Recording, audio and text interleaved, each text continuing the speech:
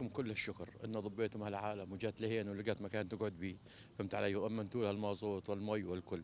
هاي اكبر نعمه من الله، لاني عالم بيوتها عاليه وخايفه، وهذا بلاء من الله سبحانه وتعالى. لازم نتحمله ونساعد بعضنا كلياتنا، والكل ما قصر الحمد لله. الكل كانت ايد وحده وكلها تكاتفت مع بعضها، من سلطه لشعب لاطفال لكل شيء، من سيارات من اسعافات من كذا، من تامين البيوت اللي ظلت فاضيه وراهم. كان الشباب كلها مستنفره وتدور وراهم وحمت بيوتهم وكل شيء. هذا كله تشكرون عليه. هاي مصيبه من الله، ولازم كلياتنا نوقف مع بعضنا. ما بيفرق بين هين وهين وهين، كلياتنا ابني وابنك وعمي وعمك واخوي واخوك، كلياتها قربة نحن.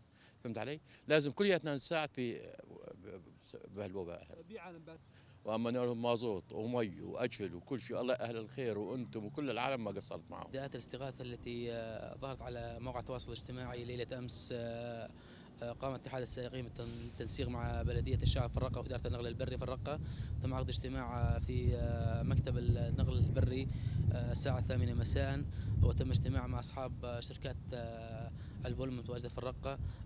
قامت كل من شركة السلام وشركة ميديا بمبادرة بنقل كافة الطلاب المتواجدين في مدينة حلب على نفقة الشركة الخاصة، طبعا بالتنسيق مع مكتب النقل البري، تزويدهم بمادة المحروقات.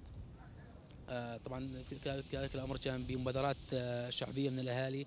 تم تجهيز 16 فوكس وارساله لمدينه حلب بالتنسيق مع اداره السائقين ومكتب النقل البري في الرقه. ارسال تجهيز 3 بولمنات انطلقت من مدينة حلب الساعة 7:30 صباحا من مدينة حلب اتجاه مدينة الرقة، وتم إرسال 7 بولمنات الساعة 7 صباحا من مدينة الرقة باتجاه مدينة حلب.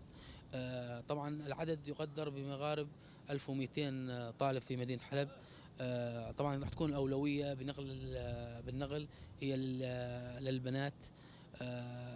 وان شاء الله اذا طبعا العدد اذا الاليات ما كفن راح يكون بدفعه ثانيه. وحاليا حتى نحن متواجدين مكتب النقل بشركات حتى تتقدم انه هي كانت تروح